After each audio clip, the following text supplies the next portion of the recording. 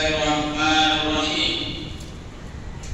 Alhamdulillahi rabbil alamin. Ar-Rahmanir-Rahim maliki yaumiddin. Iyyaka na'budu wa iyyaka nasta'in. Tahdi wa tudhillu man tasha'. Tu'izzu wa tudhillu man tasha'. Tudhillu wa tu'izzu man tasha'. Tarfa'u wa takhdaru man tasha'. Biyadika al-khayr. إنك على كل شيء قدير. أشهد أن لا إله إلا الله وحده لا شريك له إله الأولين والآخرين. وأشهد أن سيدنا وحبيبنا محمدا عبد الله ورسوله صلوات الله وسلامه عليه وعلى آله وعلى أصحابه وعلى أزواجه وذريته والتابعين لهم بإحسان إلى يوم الدين. أما بعد، فيا عباد الله، فإن موضوع خطبة اليوم آداب تلاوة القرآن. قال الله سبحانه وتعالى في محكم تنزيله: أعوذ بالله من الشيطان الرجيم. أفلا يتدبرون القرآن أم على قلوب أقفالها. فيا عباد الله، اعلموا أن هناك آداب لتلاوة القرآن، وهذه الآداب ينقسم إلى قسمين: آداب ظاهرة وآداب باطنة. فيا عباد الله، فمن آداب الظاهرة كما قلنا في الخطبة السابقة وهي الوضوء واستقبال القبلة والترتيب والبكاء. قال الله سبحانه وتعالى: بسم الله الرحمن الرحيم: ويخرجون للأذقان يبكون ويزيدهم خشوعا. سورة الإسراء. عباد الله، قال النبي صلى الله عليه وسلم: إن أحسن الناس قراءة الذي إذا قرأ رأيت أنه يخشى الله. رواه البيهقي. عباد الله، ومن الآداب الباطنة 10 آداب. الأدب الأولى: فهم أصل كلام الله، التعظيم للمتكلم. ثالثا: حضور القلب. رابعا: التدبر. خامسا: التفاهم.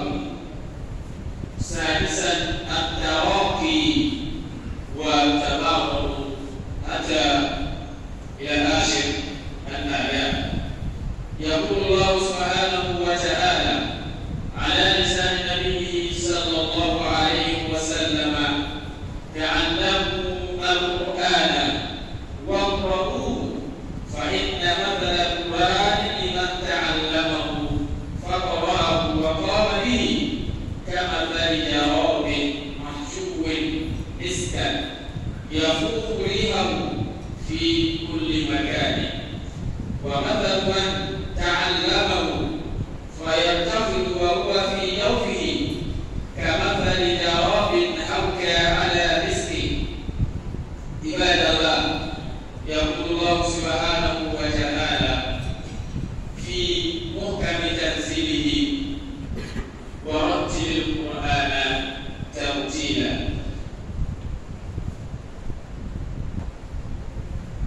Alhamdulillah, I want to start today's khutbah by thanking Almighty Allah, the Lord of the universe, the most merciful, who in His mercy He counts us among those that will observe today's Jumu'ah. It is He, Allah, is one without a beginning, and there will be no end of definition to the existence of Almighty Allah. Allah alone has the power to rise whoever He wanted to, and He has that power also to upgrade whoever He wishes among His servants. It is He alone that can bestow His honor on whoever He wishes. Likewise, He can deny honor upon whoever He wishes. We testify that Prophet Muhammad sallallahu alaihi wasallam, in peace and blessings of Almighty Allah continue to be upon him, is the messenger of Almighty Allah. May the blessings of Allah continue to be upon his household, his companion, and to the entirety of Muslim Ummah to the day of judgment. Today's khutbah will be a continuation of last week's khutbah, which we centered on the recitation of the Holy Quran. Last week, we called our attention to the importance of reading or reciting the Holy Quran, the part of the Muslim, and recited different facets from the Holy Quran, encouraging Muslims to always engage in ourselves in the recitation of the Holy Quran. Likewise, we cited the hadith of Prophet Muhammad sallallahu alaihi wasallam, and on that we emphasize that Prophet called our attention to two chapters, and that is Surah Al-Baqarah and Surah Al-Imran. That is the summary of last week's khutbah. Today, inshallah, we want to continue the second part of the khutbah, and that's where Almighty Allah said in the Holy Quran, Bismillahirrahmanirrahim, أَفَلَا يَتَدَبَّرُونَ الْقُرْآنَ أَمْ عَلَى قُلُوبٍ أَقْفَالُهَا. This is another verse that's informing Muslims that you are not expected to do away with the recitation of the Holy Quran. And also from this verse, we are going to anchor the etiquette of the recitation, because Allah says, أَفَلَا يَتَدَبَّرُونَ الْقُرْآنَ. It just not mere recitation. Allah said, you may not explicitly to understand the verses or the chapters they read from the Holy Quran, or is that their thoughts or upon their hearts? If you look at this verse, Allah trying to motivate Muslims that you should see beyond the recitation, but you need to reflect upon whatever you are reading. That is Quran 47, verse 24. That is Surah Muhammad. And on this, for the reciter, we said we have two patterns, two etiquettes for the recitation of the Holy Quran. Remember, we have the hidden and we have the common one, that by the time we are doing that, everybody will notice that in you. And that's why we talk about whoever wanted to recite the Quran, you must before ablution. And that's why Allah said, we said it last week, لا يمسه إلا المطهرون. That is to say, الطهارة تبدأ من الوضوء. The starting point for purification is to perform ablution. So whoever wants to recite the Quran, no other conditions to recite the Quran without performing ablution. That is one. Two, you are expected to face Qibla. And the other one is routine, and this is in connection with the first quoted from Quran 47 above, where Allah says, أَفَلَا يَتَدَبَّرُونَ الْقُرْآنَ.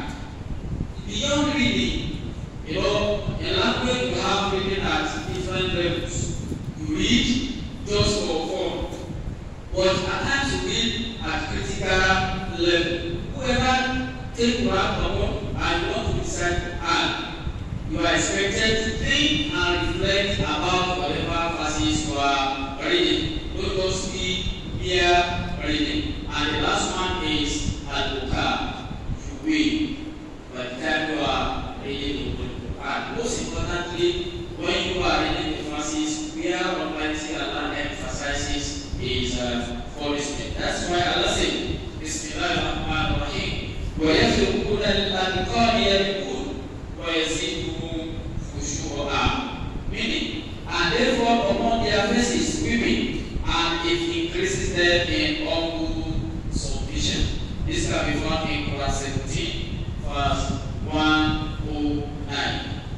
Prophet Muhammad sallallahu alaihi wasallam emphasized this by saying, for you, that is the importance of weeping while reciting the Holy Quran. Prophet says, "Inna ahsana an-nasi qira'atan." The best among you, the best reciter amongst you, are those alladhi idha qara'a. By the time he starts reciting or reading the Holy Quran, ra'ayta annahu yakhsha Allah. You yourself, you notice in him the fear of Almighty Allah. Meaning that one beyond mere recitation. By the time you take Quran, you should take Quran with the fear of Almighty Allah. So that whatever you are reading will increase the fear of Almighty Allah in you. Rawahu al-Bayhaqi. This was reported by Bayhaqi. That is al-adab al-basri, the leading etiquette. Now the common one, the physical one among these things you must do for Allah to accept the recitation from you. You know, we mentioned the reward for those that recite Quran in the last khutbah. So we have like tens of these things you must do for Allah to accept the recitation from you. The first one is Fahamu Aslul Kalami. So whoever that reads Quran must understand the origin of whatever chapters or whatever verses he or she recites. And the meaning of that is we should understand this from what Allah says in Surah Al-Qur'an. That's why أنزلنا عليك القرآن لتشقى. Allah said, Torah. He called upon Prophet Muhammad sallallahu alaihi wasallam. Torah, that is to say, among the name of Prophet Muhammad sallallahu alaihi wasallam is Torah. Then Allah said, "Ma anzalna alayka al-Qur'ana litashqa." The essence of revelation of God is a blessing, not the opposite of blessing. So therefore, whoever chooses of Quran should see that the Quran he or she is reciting is lenient, is a blessing from Almighty Allah. That is, you should understand why and what you are reciting. That is one. Two, with respect to the reciter of the Holy Quran, Tamazin lil Mutakallimi. You believe in Allah, you worship Allah, but by the time you pick up Quran and you are reading or reciting Quran, then see Allah before you. Do that recitations as if Allah stand before you. And that is why Muhammad sallallahu alaihi wasallam said, "Ibudullah ka'annaka tarahu."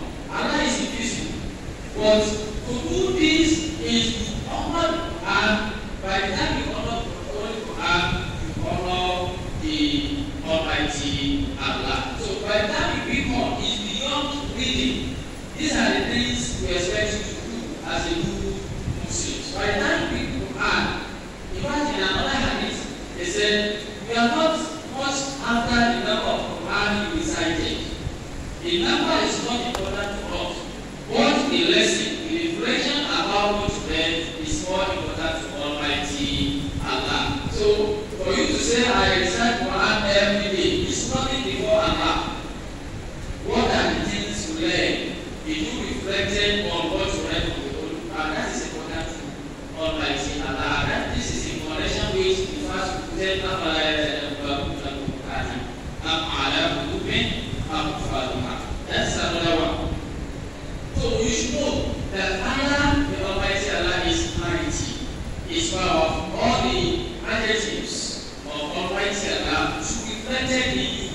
when you are reciting the Holy Quran, and you should know that what you are reading is not human words, is from Almighty Allah. The third one is Qudurul Qalbi. When you are reading the Holy Quran, you don't take yourself away from Almighty Allah, because Al-Quran is Kalamullah. And that is why Allah said, Prophet Muhammad sallallahu alaihi wasallam said in another hadith, when you read and you can live up to law for Al-Quran, it is only Prophet Musa alayhi salatu wasalam that we read about that he hear Almighty Allah directly and he speak to Almighty Allah. Or Prophet said, if you want Almighty Allah to address you, to discuss with you, take your Quran and read. By the time you are reading the Quran, it's as if you and Almighty Allah are communicating. Sallallahu alaihi wasallam. And he concluded by saying, وَإِذَا تُرِيدُ أَن تُكَلِّمَ اللَّهَ. And if you like to discuss, you like to conversate with Almighty Allah, you want to create a conversation within you and Almighty Allah, by the time you are in sujood, كَلِّمُ اللَّهَ فِي السُّجُودِ. Sallallahu alaihi wasallam. And the fourth one is at-tadabbur, reflection. Whatever you read from the Holy Quran, reflect upon it. When you pass through verses where Almighty Allah explains, discuss His blessings for the past nations, pause and ask for that blessing. And at the same time, when you pass through verses where Allah discusses the punishment, then pause there and ask Almighty Allah to keep you from some kind of punishment. Sallallahu alaihi wasallam. When you are reading the Quran and Tadabbur, you are not expected to on your TV set. When you are reciting the Quran, you are not expected to engage your full set. Keep your mind directed to Almighty Allah. It is then you can reflect upon whatever verses you are reading. Sallallahu alaihi wasallam. Sallallahu alaihi wasallam. And the next is at-tafakkur. You need to understand what you are reading. You need to understand what you are reading. It's beyond mere reading. You know, at times while reading, you skimming. You just look at and down. And that's exactly what most Muslims are doing today. Most importantly, in the gathering, within 3-5 minutes, the 2 age has been read. What does that mean? That's with Almighty Allah. There's no tadabbur there, and there's no tafakkur. So anytime you read Quran, you are expected to read 1 or 2 lessons from whatever chapter or verses you read. Not until when you do that, you have to be called before Almighty Allah. Ibadallah. يقول الله سبحانه وتعالى في محكم تنزيله استغفروا ربكم إنه كان غفارا يرسل السماء عليكم مدرارا ويمددكم بأموال وبنين ويجعل لكم جنات ويجعل لكم أنهارا استغفروا ربكم إنه هو الغفور الرحيم.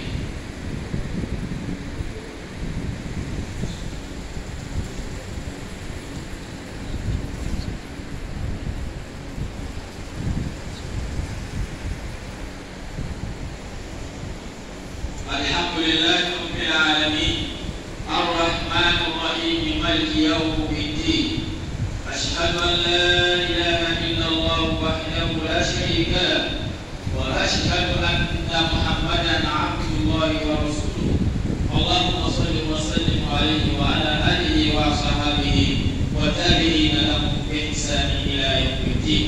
عباد الله يقول الله سبحانه وتعالى أعوذ بالله من الشيطان الرجيم إن الله يأمر بالعدل والإحسان وإيتاء ذي القربى وينهى عن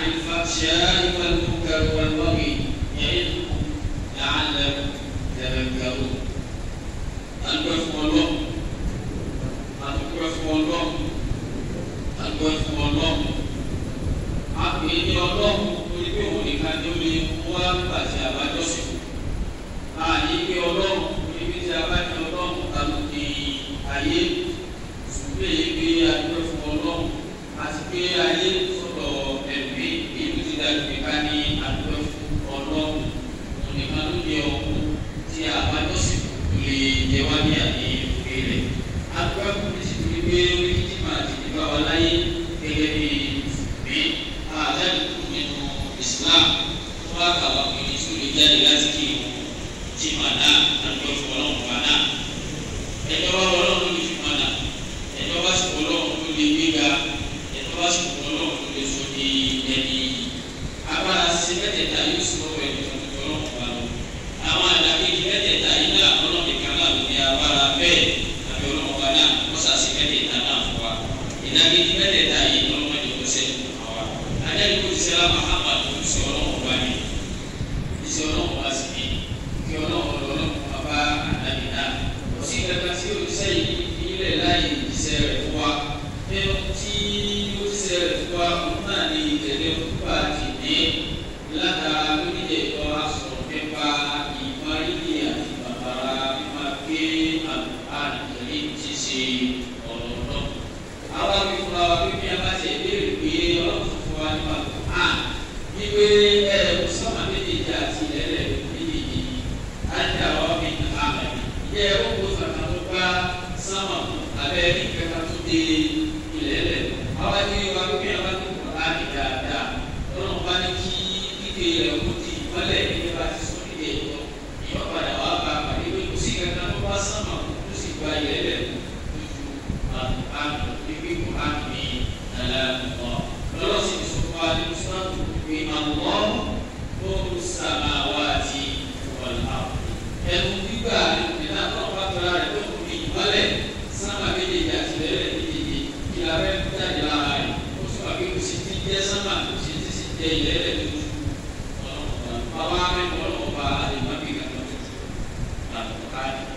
Àtúnṣàlà yìí fúnra wa nílẹ̀ ìwé àdàpọ̀ Muhammad sallallahu alaihi wasallam lẹ́yìn ọ̀pọ̀lọpọ̀ àwọn oníṣiṣi àyà àti àwọn àdìsí tí a kà fúnra wa láàrin ìṣèwádìí ìfúnni ojú sí ní dá fún mùsùlùmí lọ́kùnrin àti obìnrin tó ti sáyé tọ́ka ọmọ àgbé àti ọ̀bẹ̀yàn bá kọ́ sí àwùjọ bẹ́ẹ̀ bẹ́ẹ̀ ká ìyẹn kọ́lá bẹ́ẹ̀ ló gbé ìsìlámù yẹn wò pé pípé kejì ọlọ́mọba sọ̀rọ̀ àti jẹ́ ìsìlámù náà. Àdáyé wá pàkíyèsí wá sáwọn sùkúrà méjì. Ìdíkàwé lè ní ilé wọ́n gba ọmọ di àwọn látara bá ní wọ́n ti sùkúrà méjì náà. Sùkúrà alákọ̀ọ́kọ́ ní sùkúrà tó wá kọ́ra àti sùkúrà àlùkò àṣàlàyé lè fún wa nílẹ̀.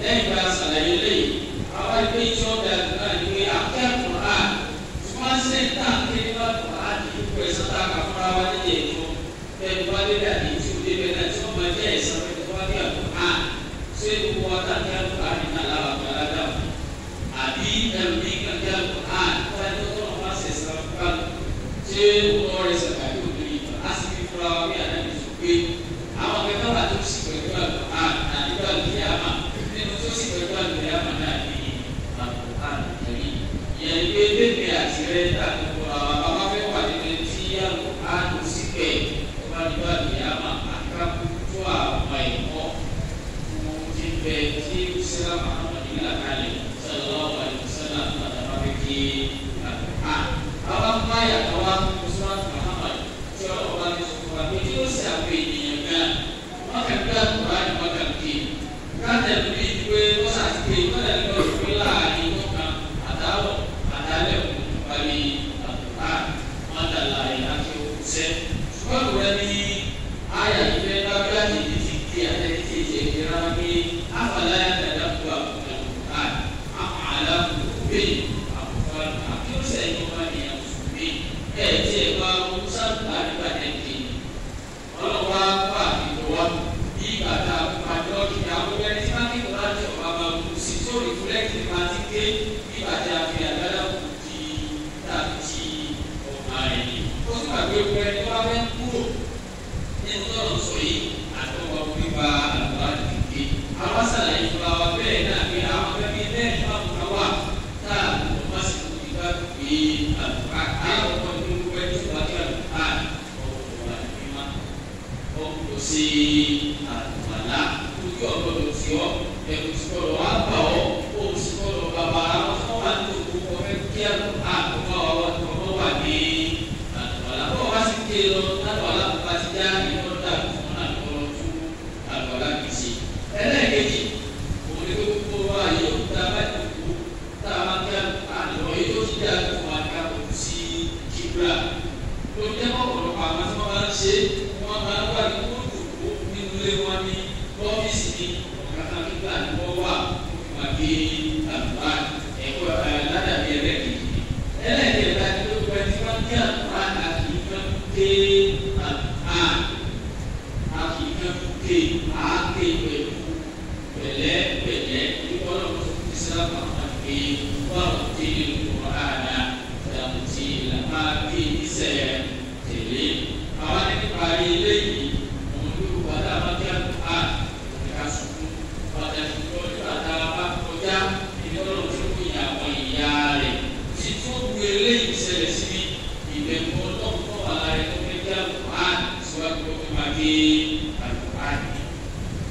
àwọn nínú àwọn aládàbí tí ó dáa jù tàbí wá hàn ó wà lára ẹ̀ tó ké lẹ́nìkan kò rí mà òun nìkan náà tó kàn fún ara rẹ̀ kó lè bá a ní adáwájú ọlọ́run alákòókò gbé fáàmù áfíríkà ẹni tó gbé àlùbá rẹ̀ kò mọ̀ ní àlùbá nìyí kò wá níbi kan látọ̀ ọlọ́run ọ̀gá tó ti wá ọ̀rẹ́ tó sì ti wáyé ẹni tó tóbi ní ẹni bàbá ní ẹni ẹyẹ ni ó sì kọ́ lọ sí wá tó fi náà yàtọ̀ gbé sí ara àlùbá àlùkẹ́rì ibi ọlọ́run tó yẹ wá pé ó kọ́ sọ àlùbá nìkan tó ti sẹ́lá Muhammad sallallahu alaihi wasallam ìdásùpá gẹ́gẹ́ bá wọn kásí kú pé ọlọ́run sọ àlùbá nìkan lẹ̀ ọlọ́run kò sọ àlùbá nìkan kọ́ ọ bá a sọ ní ilé látara Quran ó sì lè jẹ́ ìdẹ̀kùn àti ìrọ̀rùn àti ìrántí fún ìrẹ́ Muhammad àti àkókísẹ́ rẹ̀ láti sọ àlùbá nìkan lẹ̀ àkọ́kọ́ ọ̀gbọ́n ẹ̀ tó bá kí àlùbá ọ̀gbọ́n àgbẹ̀ Quran yìí o ọlọ́run gbé kalẹ̀ lọ́nà ọ̀rùn àti tí wọ́n máa ṣe sábà ní ìdẹ̀kùn fún ẹni tí bá gbé ìdáfẹ́ ìwọ́lá bẹ́ẹ̀ lẹ́yìn tó wẹ́ tí bá kí àlùbá bí bá wá rí bẹ́ẹ̀ kó máa bọ́ lọ́dún náà gbogbo lára àbúrò kékeré bí ọba wá délé ní kó kíyèsí àníyàn tó kéke àbúrò ẹlẹ́ẹ̀kejì kó bàtà máa ń jẹ́ àbúrò àwọn ọmọ bá lọ́dún sọ̀kalẹ̀ kúrò ní gbogbo tí ìwáyé parí nígbàgbé àwọn àpètù ọlọ́ọ̀ba ọba ìṣọ̀lá kásì gbàgbé wọn á ní láti èyí kìí ṣe ọ̀rọ̀ ènìyàn láti ọ̀rọ̀ èyẹ kíké àbúrò ẹlẹ́ẹ̀kẹta ni pé bàbá kí àlùbá àgbọ̀dọ̀ tó máa ṣe nǹkan mí ẹni tí àlùbá ti gbọdọ̀ ta tẹlifíṣàn kalẹ̀ àbí ó gbé fún lọ́wọ́ kọ́ máa tẹ̀ ó sì máa ń gbé àlùbá lẹ́yìn tó ṣe tó ti gbé ọkọ̀ rẹ̀ sí méjì gbogbo àwọn òfin ọlọ́run àti àwọn oníṣẹ́lá máa ń sàlẹ̀ àṣàlà tó ń gbàgbọ́ sàlẹ̀ tó máa gbé àwọn kí àlùbá táwọn màláìkà bọ́ọ̀lù ní ilé ìtọ́ àwọn màláìkà ó fún ọ̀rọ̀ ìwé ìbẹ̀ ẹlẹ́ẹ̀kẹ̀rin ìwé àlọ́ wa ayọ̀ tàbá ké bàbá kí ayọ̀ náà ti wó yìí kẹ́ àti àlù rẹ̀ kéyìí ó bẹ́ẹ̀ ó béèrè kẹ́ àti àlù rẹ̀ bí ẹ bá bá yà wá rẹ̀ tó lọ sí wó yà wọ́n jẹ́ yà kéyìí tó bẹ́ẹ̀ ó béèrè lọ́wọ́ pé ọlọ́run kò wíwú yà yìí má jọ kó sí i kọ́ńtà kéyìí bá mú wà kó sí yà kéyìí béèrè àwọn ọlọ́run láàyè àbọ̀ kéyìí béèrè àwọn kúrò láàyè ìjọba bá ti sọ̀rọ̀ nípa ìyá rẹ̀ ẹlẹ́kẹ̀ẹ́ta pé ẹlẹ́kẹ̀ẹ́rin ìwà tí wọ́n ti àpò àlẹ́kẹ̀ẹ́rin kápá pé ààrẹ nìkan tá a ti lè rí ìròyìn iṣẹ́ ìsìn ọlọ́run àti agbára ọlọ́run tá a ti lè rí ìmọ̀ kò kíké àlùkò àlọ́. Tòtá bá wá ń dá àlùkùránì àlùkùránì ti sọ̀rọ̀ nípa òkúrọ̀ ẹ̀tí máa ń parọ́ yóò kí ìsara rẹ̀ bẹ́ẹ̀. Àlùkùránì ti sọ̀rọ̀ àwọn tí wọ́n fi ìyàgbé àwọn àdáni ọlọ́run ẹ̀tọ́ wá ní kúkú àtọ́jú bẹ́ẹ̀ náà kó kí ìsara rẹ̀ gbé òkè ara padà. Bẹ́ẹ̀ náà ni àwọn oríṣiríṣi àwọn ẹ̀kọ́ nínú láì nípa wà ní àti sallallahu alaihi wasallam. Àdáni wá parí ìfún akókò ẹ̀ tí wọ́n gbé àlùkùránì ẹni bá ṣe ní nínú wa àwọn kan ti sọ ọ́ di iṣẹ́ ojúmọ́ òní wá gbé àlùkùránì kò sì dísẹ̀ sí wọn lọ́wọ́ àwọn àmì ìpín ìpín láàrin oṣù kan àwọn ọba yìí àlùkùránì àdìsíwá ọba ilé kọ́ra àríkà àwọn sàbẹ̀ àdìsí sallallahu alaihi wasallam tó sọ pé wọ́n mọ àdìsí fún pé ké wà nìkan láàrin oṣù gẹ́gẹ́ bẹ́ẹ̀ tó kò lè gbà wẹ̀ náà. Ó sì àwọn lágbára láti ṣe bẹ́ẹ̀ lọ ànábì padà dá padà bá wọn lẹ́sìn kan pé wọ́n bá ti wá kí ẹ̀kú dáa pẹ̀lú ọjọ́ méjì kan wọ́n fi parí àtúntò kí àtàlẹ́ kù sí ọ̀fẹ́ kó ti ṣe owó kù sí lọ́wọ́ ọ̀wá ní wọ́n pa ìrònú nípa tó ké lọ́wọ́ ìṣẹ́ kó lè gbé gbogbo ládàá kọ̀ọ̀kan àti ẹ̀sán tọ́lọ́wọ́ sọ̀rọ̀ yàrá kọ̀ọ̀kan ìfẹ́ kí àpàdà sallallahu alaihi wasallam táfẹ́ tó yẹ wá fi lé ìwé ọlọ́run ní bèrè láti dàbí láyé ìlú sì tọ́ka pé ìlú bá ké lọ́kàn ọlọ́mọba bí a máa lẹ́yìn tó kọ́ra kó ti gbé láyé kó ti lé 1000 olùké tọ́lọ̀ sí ìgbà ẹlòmíì lè ké wọ́n kọ́ àwọn èké ọ̀nà tí bí ké ọ̀ṣọ́ òfin ọlọ́run lórí kíké rẹ̀ láti pàkí ẹ̀sẹ̀ àgbègbè tá a máa ń ṣe nípa bá ẹ̀dá béèrè tá a bá máa nípa òfin tó ké wá nípa kíké ẹlòmíì gbogbo tí ó ké tó ìpàdé ọlọ́run lè lọ́dún mẹ́wàá kọ́ màlá lọ wọ́n ẹlòmíì olè kọ́ tọ́kọ́ lọ́dún ayé rẹ̀ ṣùgbọ́n ó ké pẹ̀lú ọlọ́mọba ó sì tó òfin rẹ̀ nípa àwọn abẹ́rẹ́ lọ́wọ́ wọn pé àníyàn máa bọ̀ wá orí kò ṣe kò ti ṣe náà Muhammad sallallahu alaihi wasallam ti ṣe láàrin báyìí àbí ọlọ́mọba rẹ̀ kí ọlá àsìkò fún àwọn afáìsì àti ẹ̀rọ wa ó tún náà àti àwọn ọlọ́mọ tó ṣe wà pẹ̀lú wọn ọlọ́mọ mẹ́jọ pẹ̀lú láìláì ọlọ́mọ àṣàlẹ̀ fún àlọ́ tó sọ́nà àti ìwé rẹ̀ tó sábà ṣe fún wọn gbogbo ìlú gba àwọn fúnra wa àti yunifásitì ọlọ́mọ sábà ṣe fún wọn lábẹ́ tí wọn náà gba àwọn principal officers pátá àwọn wọn náà ọlọ́mọ àgbà ìlú pẹ̀lú gbogbo ọgbà ọkọ̀ ìlú bá àwọn ọgbà òkùnrin láti gbé ẹgbẹ́sọ̀ Ìlọrin déwájú lọ́wọ́ ọlọ́mọ sábà ṣe àwọn gbogbo sí wa àwọn bẹ́ẹ̀ ètò ìsàdá wọn náà yọ sí wa àwọn àti àwọn náà ọlọ́mọ àwọn ẹ̀ka kan fún àwọn òṣìṣẹ́ olùkọ́ ní yunifásitì àti gbogbo àwọn ọmọ akẹ́kọ̀ọ́ ọlọ́mọ ẹ̀kọ́ wa ní àsìkò rí àwọn ọmọ àkàsì tí a bá ti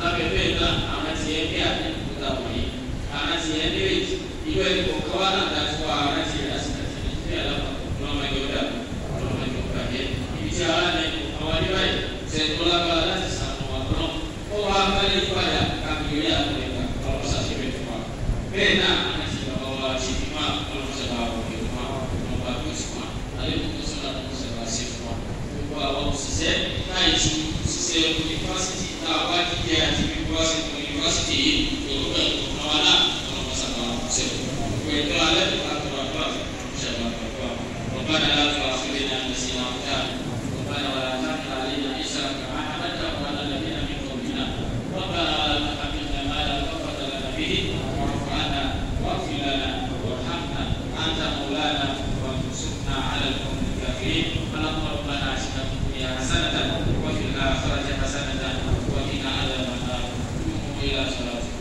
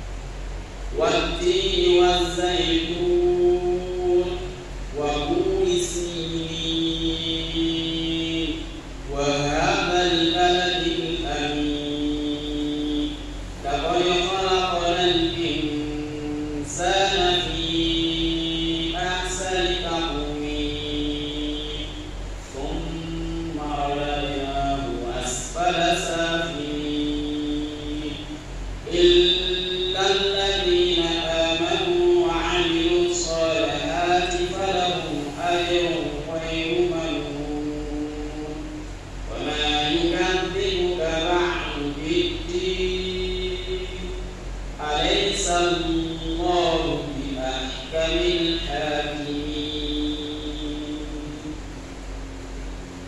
الله أكبر. الله أكبر.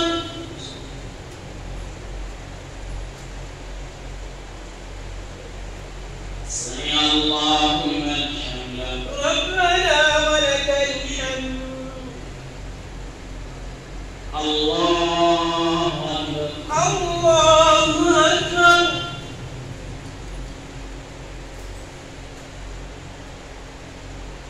الله أكبر.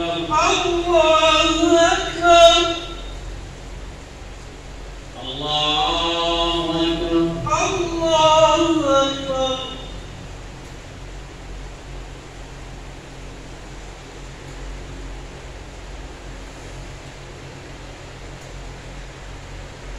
الله أكبر. الله أكبر. الله أكبر.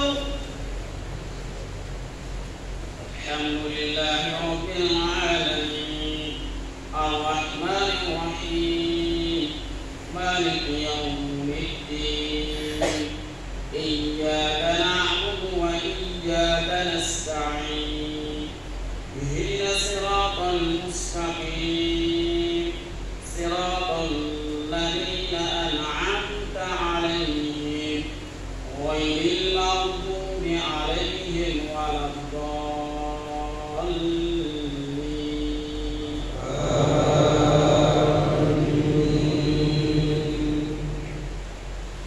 ألم نشرح لك صدرك ووضعنا عنك وزرك الذي أنقض ظهرك ورفعنا لك ذكرك فإن مع العسر يسرا إن مع العسر يسرا فإذا فرغت فانصب وإلى ربك فارغب.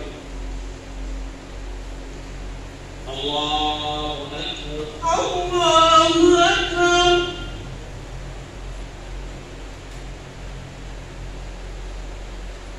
سمع الله لمن حمده. ربنا ولك الحمد. الله أكبر. الله أكبر.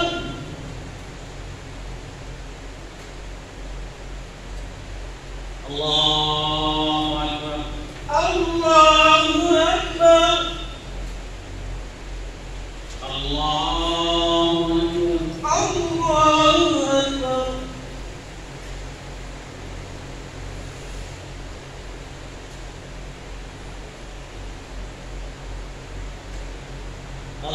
الله أكبر. الله أكبر.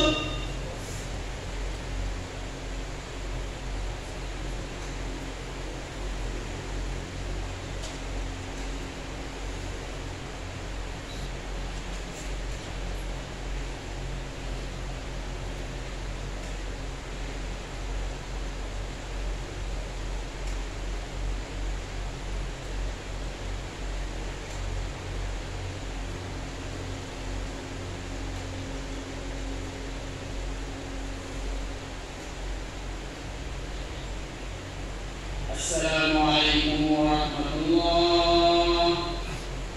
السلام عليكم